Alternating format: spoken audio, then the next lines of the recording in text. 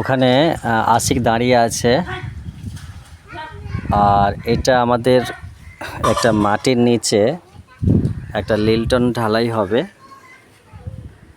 হ্যাঁ, এখানে একটা এই যে আমাদের যতটা রান্নাঘর এরিয়া আছে, এটা একটা মাটির নিচে একটা লিল্টন ঢালাই হবে একটা।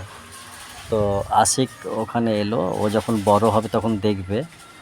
তো এই যে এখানে একটা পিট করা আছে, পকেট, যে একটা এখানে একটা কেজ দাঁড় করানো হবে। এটা অলরেডি আমি কাটলাম।